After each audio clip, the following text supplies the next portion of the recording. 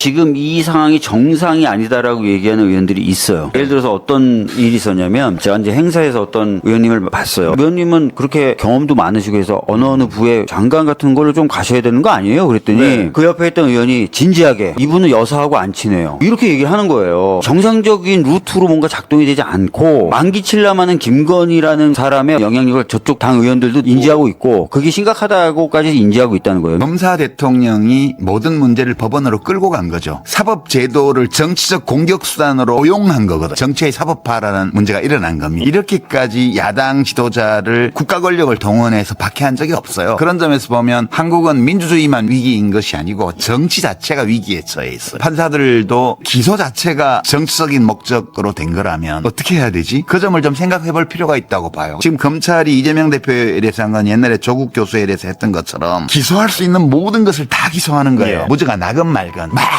쪼다 보면 미꾸라지 한 마리 입에 들어올 수도 있잖아요. 그 방식으로 지금 하고 있거든요. 어떤 판사가 그런 고려 없이 유죄를 줄 수도 있죠. 11월에 서로 어떤 사건에서 유죄 판결이 나서 선거에 출마할 수 없는 그런 조건이 온다 하더라도 끝은 아니에요. 큰 변화는 없을 거라고 봅니다. 예, 그 파우치라고 계속 말씀하시는 디올백을 파우치로 분류했다. 이거 계속 유지하실 거죠? 분류했다라기보다도 공식 명칭이 디올 파우치였다. 아니, 그렇게 분류했습니까? 어떻게 했습니까? 어디로 분류되어 있습니까? 분류가 아니라 상품명이 그렇습니다. 네, 그러니까 분류는 어디로 돼 있냐고요. 모르세요? 큰 분류요. 네. 제 기억으로는 그때 디올 사이트 들어가니까 백 안에 여러 가지 그 상품이 있었고 제일 마지막 부분에 디올 파우치가 있었던 걸로. 그리고 파우치, 그러니까 디올에 파우치 항목이 따로 있습니까? 없습니까? 큰 항목은 백이었습니다. 예, 파우치 항목이 있어요, 없어요? 디올에. 모르겠죠? 파우치 항목이요. 이제 기억이 안 나시죠? 예, 그 한번 띄워보실래요? 지금 계속 후보자가 파우치, 디올 파우치는 핸드백 항목에 들어있어요. 핸드백입니다. 네네. 예, 그리고 파우치는 여 가죽 소품 밑에 보면 파우치 앤 클러치 있죠. 이게 핸드백이에요. 분류가 그렇게 돼 있습니다. 네. 저기 안 보였던 것으로 봐야 되겠죠. 예. 위원장님, 제가 대담 중에 백업 파우치를 혼용해서 썼습니다. 아까 계속 나오잖아요. 지금 이 청문회가 방송사 사장 청문회입니까? 공영방송 사장 청문회입니까? KBS 사장 인사청문회입니까? 여기서 핵심 단어가 뭡니까? KBS 사장이죠. 네. 네. 그런데 이거를 디올 파우치라고 안 하고 파우치라고 한 것은 그냥 방송사 사장 청문회 이렇게 하는 것과 같은 거예요. 우리가 카피 뽑는 거잖아요. 핵심이. 제목 뽑고 뭔가를 명칭하는 건. 그래서 저는 이 디올에 이 분류 요목이 안 보였던 거, 파우치가 딴 데 있는 게 안 보였던 건 어떻게 하면 영부인을 옹호할까? 어떻게 하면 이 사안을 축소시킬까? 그런 생각하지 않고는 그럴 수가 없어요. 제가 그냥 들어가서 보니까 바로 있던데요. 두 번째, 질문 중에 백을 놓고 갔다. 놓고 갔다는 표현 쓰셨죠? 네. 네, 놓고 갔는지 동영상 트십시오. 아, 소리 좀. 아니, 그냥, 뭐, 다음부터는 뭐, 못 돼도, 이거. 아까 이런 거 정말 하지 마세요. 자, 다시 한번 드세요. 아니, 이거 자꾸 왜 세우세요? 아니, 그냥, 뭐, 다음부터는 뭐, 못 돼도, 이거. 아까 이런 거 정말 하지 마세요. 자, 이게 놓고 간 겁니까? 답해보세요. 제가 이제 확인할 수 있는 건, 아니, 놓고 간 겁니까? 답해보세요. 네, 이제 화면으로 보이는 상황은 이제 놓고 간 거 아니죠? 저거, 그리고 저 표현에 주목해보세요. 자꾸 왜 사오세요? 자꾸. 과거에도 받았다는 거잖아요. 그러니까 놓고 갔다는 그 표현이 팩트가 아닌 얘기를 하신 거죠? 인정하시나요? 이게 놓고 간 거예요? 받았죠. 자, 일부가 얘기합니다. 이거 가지고 왜 그러냐고. 이게 어떤 사건이냐면요. 이건 여당 위원이 말씀하신 건데 간첩일지도 모르는 자. 이런 표현을 여당 의원이 쓰셨어요. 이 사건은 그동안 대한민국 어떤 영부인이 간첩일지도 모르는 자와 카톡을 나누고 그와 만나고 검색대를 프리패스하고 그자가 그리고 영부인은 간첩일지도 모르는 자에게 디올백 받고 화장품 받고 양주 받고 이랬던 사안입니다. 그래서 문제가 되는 거예요. 전 세계에서 대한민국의 국격이 엄청나게 추락한 창피한 일입니다. 제가 아까 굉장히 걱정했는데 답변하실 때 가족이 이런 거 받으면 어떡하겠냐. 그러니까 우리 가족은 안 받는다고 하셨죠? 아까 그렇게 답변하셨어요. 네, 맞습니다. 네, 그리고 그 가족이 교육자시죠? 교육자시죠? 아닌가요? 저 교육자라기보다도 이제 초등학교. 그렇죠. 교육자시죠. 굉장히 중요한. 네, 그죠? 초등학교 정식 정교사는 아니고요. 네, 어쨌든. 그래서 걱정했어요. 기간제 교사를 하고 네, 있었습니다. 기간제 교사도 교육자십니다. 그런 네. 우리 편견부터 버려야죠. 예, 그래서 그런데 어쨌든 우리 가족은 안 받죠. 그런데 박장범 후보자 가족이 안 받은 거를 영부인이 받은 거예요. 간첩일지도 모르는 자로부터. 이게 보통 일입니까?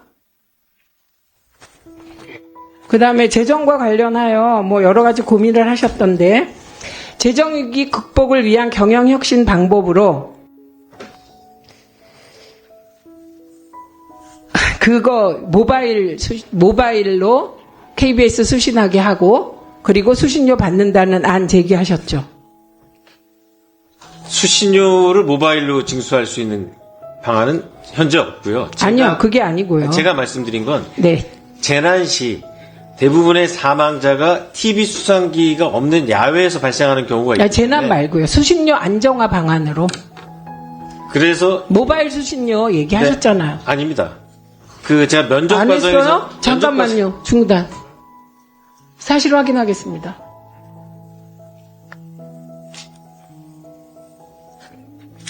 했는데? 아니 제가 발언 기회를 주시면 말씀을 잠깐만요. 제가 네. 확인 먼저 할게요. 기회 드리겠습니다.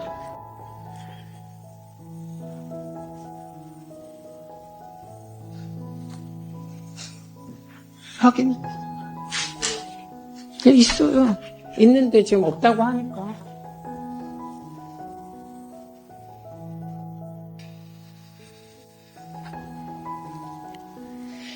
자, 시작할게요. 박장범 후보자님. 모바일 TV 전파 직접 수신 통한 모바일 기기 대상 징수 추진. 이거 넣으셨어요? 안 넣으셨어요? 제가 그 말을 드린 거는 현재 상황에서 모바일 기기에 수신료를 부과한다는 것은 굉장히 어려운 일입니다. 지금 부과하고 있는 이 TV 수상기에 2,500원 부과하기가 징수하기가 굉장히 어려운 위기의 상황이기 때문에 그 말씀을 드린 거는 재난 상황에 야외에 있는 분들이 우리 재난 속보를 보실 수 있도록 야외에서 직접 수신하는 기능을 휴대전화에 넣으면 재난 방송이 고도화될 수 있다라는 전제를 깔고 말씀드린 거고요. 잠깐만요.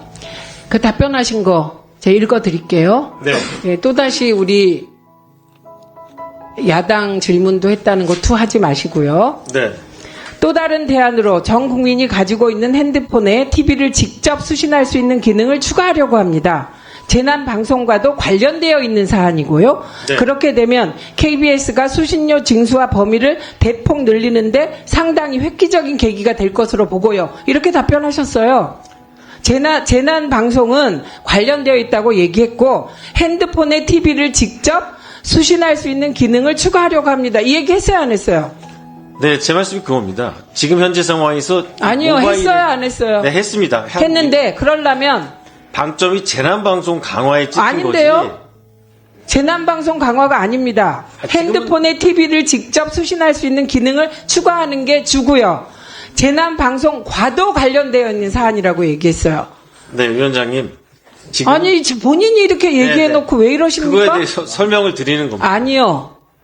일단 핸드폰에 TV 직접 수신 기능 추가하고 그래서 수신료 늘린다는 대안을 낸 건 맞죠?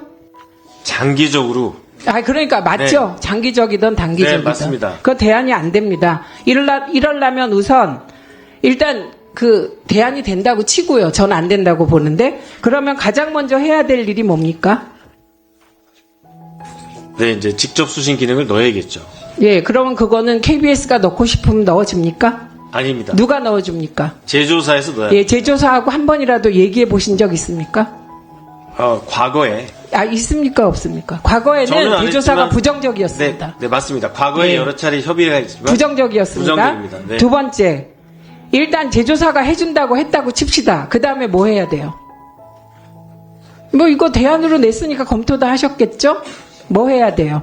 직접 수신 기능만 들어가 있으면 돼요? 그냥 네. KBS 맘대로? 아닙니다. 저희가 이제 전파를 쏴야 되기 때문에 방송법 전파와 관련된 이 시행령 같은 것도 좀 바꿔야 방송법을 됩니다. 개정해야 됩니까? 시행령만 정부하고 뭐 비밀리에 얘기해서 개정하면 됩니까? 이건 무슨 사안입니까? 방송법 사안입니까? 시행령 사안입니까? 그 두 개는 제가 정확히 모르겠습니다. 예, 그런데 이런 거를 대안으로 제시합니까? 지금 수신료 때문에 위기인데 방송법 개정해야 됩니다. 왜냐하면 방송법 64조는 텔레비전 방송을 수신하기 위해 텔레비전 수상기라고 명시돼 있어요. 수신료 대상이. 네네. 핸드폰이 수상기입니까? 수상기가 아니죠? 아닙니다. 네. 예.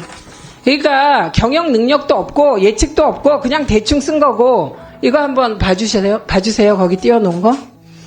우리가 지상파 DMB를 해봤습니다. 이동수신 관련하여. 그런데 전체 지상파 매출액이 4조 1,552억이고요. 지상파 매출액이 49억 원, 0.02%입니다. 이미 대안이 될 수 없다는 게 확인된 사안입니다. 이 아이디어 누구한테 얻었습니까? 위원장님, 이게 BBC도 TV 수상기 외에 태블릿 같은 데다가 이 TV 수신료를 부과하고 있습니다. 그래서 항상 아니. 다른 공영방송들도 수상기 외에 그럼 영국에 가서 BBC 사장 하세요. 아니, 지금 우리는 네. 대한민국 법체계 안에서 작동되는 국가기관 방송 KBS의 경영 상황 개선을 위한 대책을 논의하고 있는 겁니다. 아무데나 영국 갖다 쓰시면 안 돼요. 제가 이거 추가 질의 때 네네. 이 경영 혁신과 관련하여 좀 더 꼼꼼히 묻겠습니다. 고민 좀 하고 계세요? 대충 하지 마세요. 공정하고 올바른 판단을 내려주신 대법원에 감사드린다. 경기도지사 시절이던 4년여 전 대법원에서 무죄 취지의 판결이 내려진 뒤 했던 한마디입니다. 도저히 수긍하기 어렵다. 오늘 1심 선고가 나온 뒤 했던 한마디입니다. 결론이 어떻든 재판부의 판단을 겸허히 받아들이는 것이 법치주의라고 우리는 알고 있습니다. 동시에 오판 가능성 때문에 3심제를 두는 것도 법치주의라고 우리는 알고 있습니다. 그리고 법치주의의 핵심은 하나 더 있습니다. 잘못이 있다면 누구든 법의 심판대를 피하지 못한다는 점입니다. 의혹, 혐의, 수사, 기소, 재판, 법적 절차가 누구에게든 공평하게 적용되고 있는지 오늘을 계기로 다시 묻게 됩니다. 서울 강북을 국회의원 한민수입니다. 27대 KBS 사장 공모에서 지원자 중에 첫 번째로 서류 접수를 알고 있는데 맞습니까? 네, 맞습니다. 사장 공모 계획서도 수십 장 필요할 텐데 언제부터 준비했습니까? 제 혼자 준비 시작한 건 한 달 전 정도 같습니다. 그렇게 한 달간 준비하면서 이 자리까지 올 거라는 나름의 확신이 있었던 건가요? 확신은 없었습니다. 이제 사장 지원에 확신 없었다고 하시지만 94년도 KBS 입사해서 30년 일하면서 이제 후보자까지 왔습니다.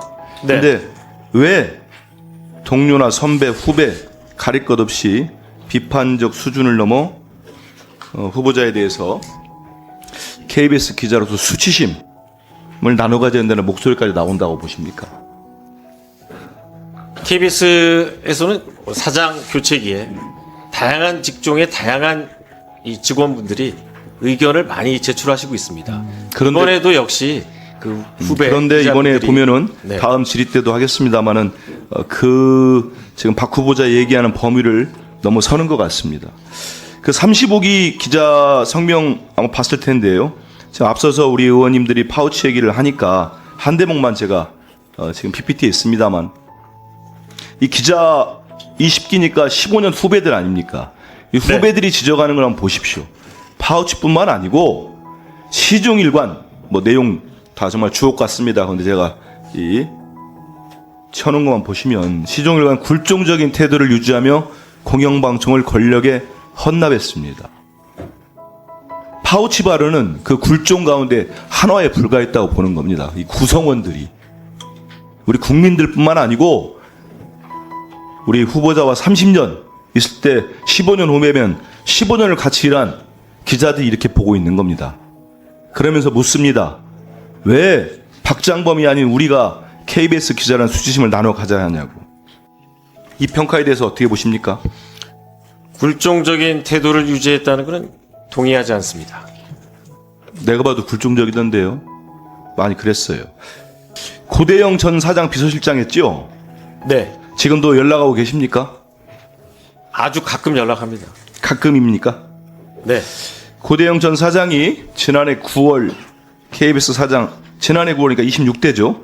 공모 지원했던 거 알고 계시죠? 알고 있습니다. 혹시나 이번에 왜 지원 안 했는지 상황을 알고 계십니까? 그거는 제가 모릅니다. 보니까 이제 후보자께서는 실제 이제 관리직 보직을 맡은 거 없습니다. 그래서 KBS 내부에서 후보자가 통솔하거나 이렇게 관리를 해본 조직 또한 전무하기 때문에 우려가 많이 나오는 것 같습니다. 그럼 이런 상황에서 KBS 최종 후보까지 되셨는데, 사장 후보까지 됐는데, 이 경영계획서 쭉 저도 봤습니다. 준비하는 과정에 누구의 도움을 받았습니까? 도움을 받은 사람은 우리 회사 내에서는 없고요. 주로 제가 참고한 자료는 이사회에서 나오는 그 연감을 주로 참고했습니다. 그럼 그 자료를 경영계획서 등 모든 자료를 혼자 준비했습니까? 그리고 또 제가 알고 지내던 아니, 그것만 얘기하십시오. 혼자 방송 준비했냐고. 예. 아니, 방송 그러면- 외부 전문가한테 물어본 건 있습니다. 그럼 밖에 있는 분 고대영 전 사장하고는 상의 안 했습니까? 전혀 상의하지 않았습니다. 제가 고대영 사장 문제를 물어본 거는 여러 군데를 저와 제 보좌진들이 취재를 해보니까 이런 얘기 나옵니다. 파우치 사장을 넘어 더 거대한 차원의 비판적 말이 나오고 있어요. 뭐냐면 파우치라니 조그마한 백이랄지 이런 걸 넘어서서 우리 박장범 후보자가 들으면 불쾌할 수도 있겠습니다만은 꼭두각시 사장을 앉히려고 하는 것 같다. 이런 얘기들이 나옵니다. 그러니까 다음 PPT 한번 보시죠. 그러면은 구 카르텔이 있는 것 같아요. KBS 이거 공들여가지고 만든 겁니다. 잘 보십시오. KBS 고대영 전 사장의 구 카르텔 세력이 있는 것 같습니다. 이 세력은 이 박민 사장에게 빼앗겼던 자리를 되찾겠다. 이런 생각을 오래전부터 가져온 것 같습니다. 그래서 박장범 후보자는 고대영 전 사장의 비서실장이었던 박장범 후보자는 그 꼭두각시 사장에 불과하다. 이런 지적들이 여러 군데서 제가 취재를 했습니다. 여기 이 PPT의 핵심은 이겁니다. 고대영과 류일임 그리고 김건희 여사로 이어지는 라인입니다. 결국 이것도 김건희 여사의 개입 의혹이 불거질 수밖에 없습니다. 용산 칠상시는 언론뿐만 아니고 국민의힘 한동훈 대표까지 경질을 요구한 분들이니까 쭉 보시면 아실 겁니다. 윤석열 대통령이 26대 사장을 앉힐 때 방송 언론 카르텔을 개혁하겠다는 의지를 보였다고 합니다. 들어보신 적 있습니까? 방송 언론, 방송이겠죠? KBS 카르텔을 개혁하겠다. 이런 의지 때문에 외부인인 박민 사장을 그때 임명했다. 그런 얘기 못 들어보셨어요? 네, 그런 얘기 들어본 적 없습니다. 결국 이 말도 거짓으로 됐습니다만 그런 얘기들이 있었고요. 이번에 이제 외부인 박민 사장은 결국은 제가 지금 이 PPT에서 보여준 그 라인을 넘지 못하고 실패를 하게 됩니다. 그 대신 내부에 있는 이 박장범 후보자가 전격적으로 KBS 내부에서도 깜짝 놀랄 정도의 후보가 됩니다. 여기에서 고대영 사장과 류일임 방심위원장은 85년도 KBS 입사 동기는 아닙니다. 보니까 제가 파악해 보니까 그의 2번을 뽑은 것 같아요. 절친한 사이로 보입니다. 그리고 류일임 방심위원장은 제가 일전에 국정감사 때도 지적을 했습니다만 김건희 여사의 디올백 수수 영상의 차단을 시도한 사람입니다. 미안합니다. 보니까 여기에서 류일임 위원장은 김건희 여사가 2022년도 고 심정민 소령 추모 행사를 기억했던 정도로 측근 인사인데, 여기엔 또 지금 김건희 여사가 이렇게 믿고 쓰고 있다는 이기정 의전비서관이 있습니다. 다 연결되지 않습니까? 결국은 제가 취재하고 한 바에 따르면 이기정 비서관을 비롯해 최근에 황제 국악관람으로 유명해졌죠. 김건희 여사의 최재혁 현 홍보기획비서관, 그리고 코바나 컨텐츠 근무 이력이 있는 것으로 알려진 김동조 국정기획비서관, 이분들이 박장범 후보자를 KBS 사장으로 옹립하기 위해서 김 여사를 설득하고 움직였다, 이런 얘기들이 있습니다. 여기에 대해서 어떻게 생각하십니까? 전혀 동의할 수 없습니다.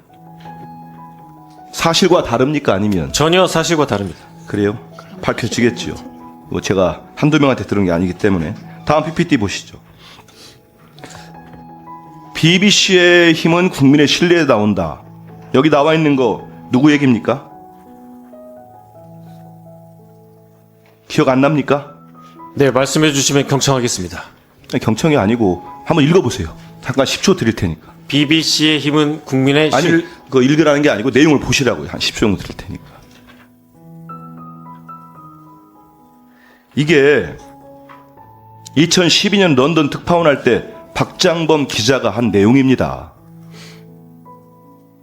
12년 동안, 아무리 12년이 흘렀지만 아무것도 기억을 못한다는 건 그때 보도했던 내용, 그때 가졌던 생각은 이미 다 버린 겁니까?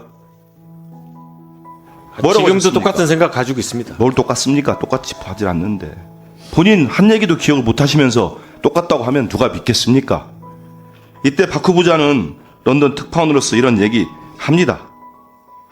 공영방송의 최고의 가치 얘기하면서 BBC 얘기를 합니다. 그 박장범 후보자의 경영계획서입니다. 지금도 똑같이 생각합니까? 공영방송의 최고의 가치가 사실보도와 정치적 중립이라고? 네, 맞습니다. 근데 본인이 보도한 내용까지 기억을 못할 때, 뭐 12년 됐으니까 그럴 수도 있습니다. 왜냐하면 기억에 다 한계들이 있으니까 그걸 제가 탓하는 건 아닌데, 그때의 박장범 기자와 지금의 박장범 앵커 시절은 정확히 많이 다릅니다.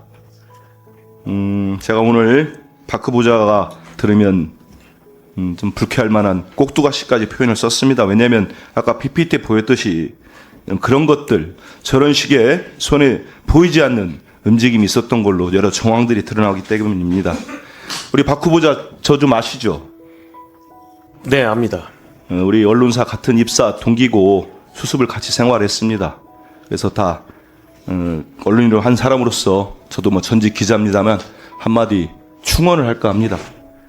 이제 언론인 박장범 공영방송에 BBC를 거론하면서 중립성과 공정성을 얘기했던 박장범 후보자가 그걸 지키는 글은 지금이라도 후배들의 요구를 탑퇴하는 게 맞다. 이에 모든 정보를 들어주셔서 감사합니다. 한국에 상주하는 기자로서 정치의 균형 채널을 대표하여 한국이 항상 아름다울 것이라고 믿고 있습니다. 정치의 균형 채널이 여러분의 좋아요, 구독, 그리고 공유를 받기를 희망합니다. 감사합니다.